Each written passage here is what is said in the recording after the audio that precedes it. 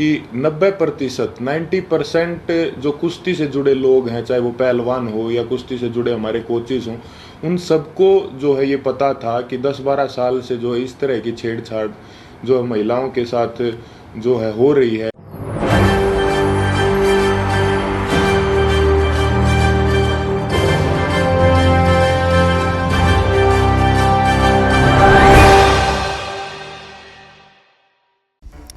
नमस्कार, SPN9 news देख रहे हैं आप। आपके साथ मैं हूं मानसी जायसवाल।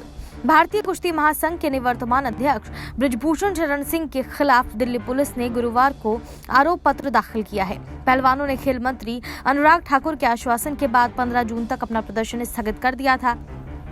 अनुराग ठाकुर ने उन्हें आश्वासन दिया था कि 15 जून तक बृजभूषण शरण सिंह के खिलाफ आरोप पत्र दाखिल हो जाएगा। अब इस मामले पर ओलंपिक पदक विजेता साक्षी मलिक ने बड़ा बयान दिया है। जी हां, साक्षी मलिक ने बड़ा बयान देते हुए कहीं ना कहीं बृजभूषण शरण सिंह को बचाने का आरोप सरकार पर लगाया है। सभी को नमस्कार। जैसा कि आप सब लोग जानते हैं कि हम पिछले कई महीनों से संघर्ष कर रहे हैं रेसलिंग फेडरेशन ऑफ इंडिया के प्रेसिडेंट बृजभूषण सिंह के खिलाफ, क्योंकि उसने भारतीय महिला पहलवानों का यौन शोषण किया है और भी काफ़ी सारे जो हैं घोटाले फेडरेशन के माध्यम से उसने किए हैं। पिछले कई दिनों से हम देख रहे हैं कि समाज में हमारे खिलाफ एक अलग से नैरेटिव बनाया जा रहा है, कुछ अफवाहें फैलाई जा रही हैं और साथ में मीडिया भी कई तरह की खबरें जो है दिखा रहा है। तो हमारा आज ये वीडियो बनाने का एक ही पर्पज़ है कि हम जो अपनी सच्चाई, जो असली सच्चाई है वो आप लोगों तक पहुंचा सकें। आज हम इस आंदोलन की शुरुआत से लेकर अभी तक पूरी की पूरी सच्चाई आपके सामने डिटेल के साथ रखेंगे। आज जो हमारे ऊपर कई तरह के जो आरोप भी लगे हैं, आज हम उनका भी जवाब जो है प्रूफ के साथ देंगे। सबसे पहला जो आरोप हमारे ऊपर लगा था वो लगा था कि हमारा ये जो आंदोलन है वो राजनीति से प्रेरित है। कांग्रेस लीडर दीपेंद्र हुड्डा ने हमारे को इस आंदोलन के लिए उकसाया है। आप सबको पता है कि सबसे पहले जो हम प्रोटेस्ट पे आए थे जंतर मंतर पे, वो जनवरी में आए थे और उस प्रोटेस्ट की जो परमिशन है वो बीजेपी के ही 2 लीडर्स ने ली थी। उसका प्रूफ है हमारे पास।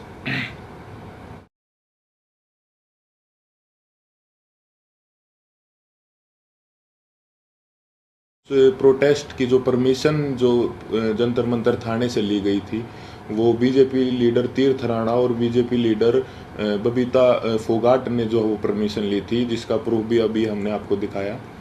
तो ये कैसे हो सकता है कि ये आंदोलन जो है वो कांग्रेस ने करवाया? गारंटी के साथ बोल सकते हैं कि 90% जो कुश्ती से जुड़े लोग हैं, चाहे वो पहलवान हो या कुश्ती से जुड़े हमारे कोचेज़ हों, उन सबको जो है ये पता था कि 10-12 साल से जो है इस तरह की छेड़छाड़ जो है महिलाओं के साथ जो है हो रही है, या उन किसी और कुछ लोगों ने देखा भी था, जिसका प्रूफ मीडिया में कुछ कोचेज़ ने दिया है। कई लोग जो है इसके खिलाफ आवाज़ उठाना भी चाहते थे, लेकिन हमारी जो रेसलिंग कम्युनिटी है उसमें एकता की कमी थी।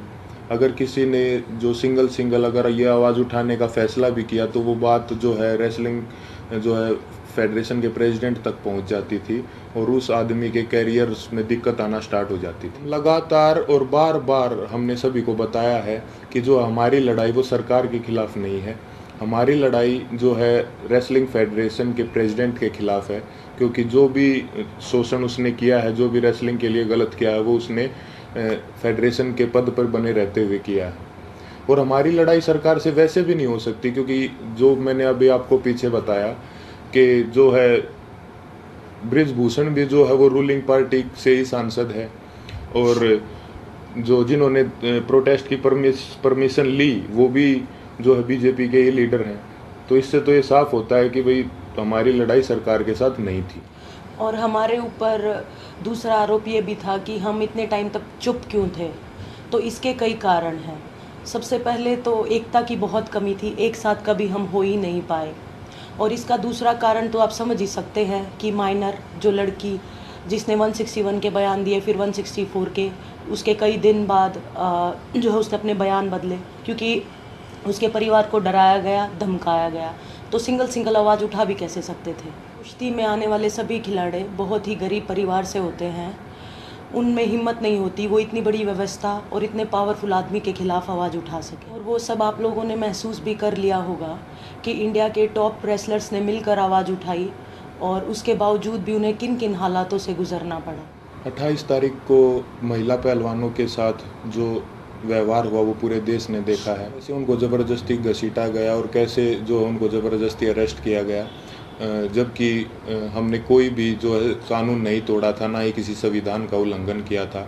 फिर भी हमारे ऊपर जो है इतना ज़ोर ज़बरदस्ती का और इतना बर्बर व्यवहार जो है किया गया पुलिस प्रशासन द्वारा। हम आप सबको ये क्लियर कर देना चाहते हैं कि जो 28 मई की जो महिला सम्मान महापंचायत की जो कॉल थी वो हमने नहीं दी थी, वो हमारे खाप चौधरियों ने दी थी महम में पंचायत के बाद। हमारे को तो कुछ समय के बाद जो है इस फैसले के कुछ समय बाद हमारे को ये पता चला कि 28 तारीख को जो है नए संसद भवन का उद्घाटन भी है। फिर भी जो है हमने हमारे बड़े बुजुर्गों के आदेश का जो है पालन किया, जिसके परिणाम स्वरूप जो है हमारे को इस तरीके से बर्बरतापूर्वक घसीटा गया रोड पे, और जो है हमारे को प्रोटेस्ट साइट से भी जो है ज़बरदस्ती हटा दिया। 28 तारीख को जो घटना हमारे साथ हुई उसने हमें अंदर से तोड़ दिया था। हमने देश के लिए इतने पदक जीते, देश का इतना मान सम्मान बढ़ाया, फिर भी हमारे मान सम्मान को जो है वो सड़कों पर रोन दिया गया। उस घटना के बाद हम जो है इतने आहत हो गए थे, इतने परेशान हो गए थे कि वो बात हम वर्ड्स में भी नहीं बता सकते। हमें कुछ समझ नहीं आ रहा था कि हमारे साथ ये क्यों हुआ। उसके बाद हम सब ने अपने सारे मेडल्स गंगा जी में विसर्जित करने का फैसला लिया, क्योंकि हमें वो अपने सारे मेडल्स बेईमानी नज़र आ रहे थे। लेकिन फिर हरिद्वार में भी हम सब इस तंत्र की साजिश का शिकार हो गए। जैसे ही हम हरिद्वार में अपने मेडल बहाने पहुँचे तो तंत्र से जुड़ा एक आदमी बजरंग का हाथ पकड़ के साइड में ले गया और उससे पता नहीं कितने नेताओं की बात करवाई कि आप रुको, आपके बारे में मीटिंग चल रही है और आपको न्याय भी मिल जाएगा, आप बस 7 बजे तक रुको। और कैसे भी करके जो है 7 बजे तक बजरंग को जो है रोक के रखा, और एग्जैक्ट 7 बजे तंत्र से जुड़े और भी इसी तंत्र से जुड़े लोग पता नहीं कितनी संख्या में वहाँ पे पहुँच जाते हैं। और वहाँ पे जो है व्यवस्था इस तरह की बन जाती है कि अगर उसके बाद हम मेडल बांटे जाते तो वहाँ पे हिंसा भी हो जाती। वहाँ भी हमने फिर समझदारी जो है दिखाई और जो है रुकने का निर्णय लिया कि अभी हम रुक जाते हैं। और एक और बात क्लियर कर दे कि वो मेडल हमने सिर्फ अपने कोचेज़ को और अपने माँ बाप को वापस दिए थे। वहाँ पे क्या चल रहा था ये हमारे को कुछ समझ में ही नहीं आ रहा था। हम उस मानसिक स्थिति में थे ही नहीं कि हम वहाँ पे किसी साजिश को या वहाँ पे क्या चल रहा है इस चीज़ को समझ पाते। हम बहुत ही एक तनाव में और एक बहुत दुखी मन के साथ अपने जीवन की पूरी कष्ट कमाई को वहाँ लेके गए थे। लेकिन वहाँ पे क्या हुआ उसको, क्योंकि हम जो है आंदोलनकारी नहीं है ना, हमें एक्सपीरियंस है, हमने जो है पूरी ज़िंदगी कुश्ती करी है ना, सोशल लाइफ भी नहीं जिए, तो कई बार इस तरह के जो माहौल क्रिएट होते हैं वो नहीं समझ में आते। साथ में हम अपनी ज़िंदगी की पूरी कमाई वहाँ पे लेके गए हुए थे। इस घटना के बाद हमारी मानसिक स्थिति ऐसी हो गई थी कि हमें कुछ भी समझ नहीं आ रहा था कि कौन हमारे साथ है, कौन जो हमारे खिलाफ है, कौन इस तंत्र का हिस्सा है। हम दिमाग के रूप से बिल्कुल जो है ब्लैंक आउट हो गए थे। और फिर उसके बाद कई लोग हमारे को मिलते रहे, कुछ कुछ समझाते रहे, हमारे को कुछ समझ नहीं आ रहा था कि किस पे विश्वास करें और किस पे ना करें।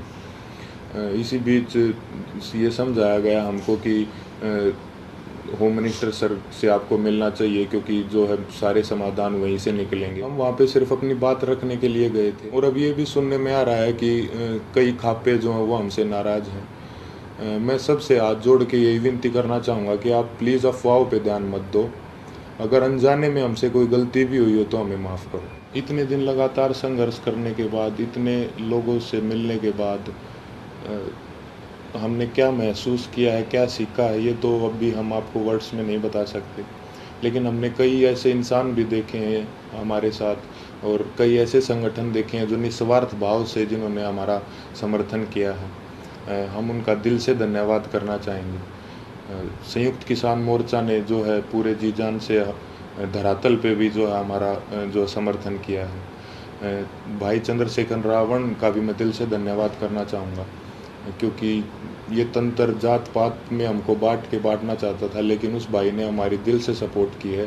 तो चंद्रशेखर भाई का भी दिल से धन्यवाद। सत्यपाल मलिक जी का भी मैं धन्यवाद करना चाहूँगा कि उन्होंने हमारे को प्रेरित किया कि कैसे बेबाकी से अपनी बात जो है रखी जाती है। साथ ही सभी महिला संगठनों का भी मैं जो है दिल से धन्यवाद करना चाहूँगा कि उन्होंने जितनी ताकत उनमें थी हमारा सपोर्ट किया है। साथ ही छात्रों का भी, हर एक उस इंसान का जो निस्वार्थ भाव से हमारे पास हमारे समर्थन के लिए आए हैं, उनका हम दिल से धन्यवाद करना चाहेंगे।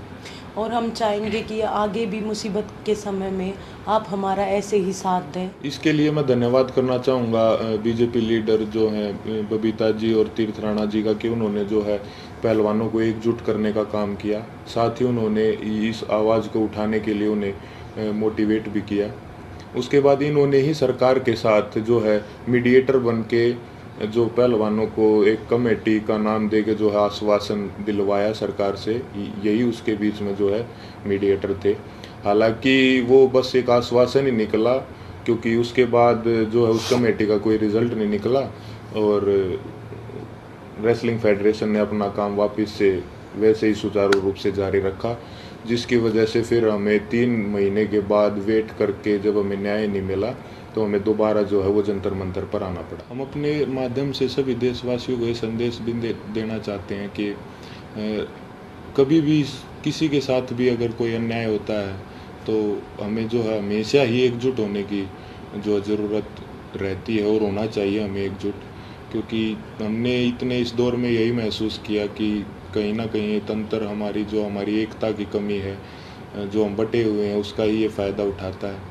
किसी के साथ भी अन्याय हो तो आप प्लीज़ एक साथ आइए। अन्याय के खिलाफ निस्वार्थ और सच्चे मन से अगर हम कभी भी एकजुट होकर अन्याय के खिलाफ आवाज़ उठाते हैं तो आत्मा को बहुत संतुष्टि मिलती है। धन्यवाद।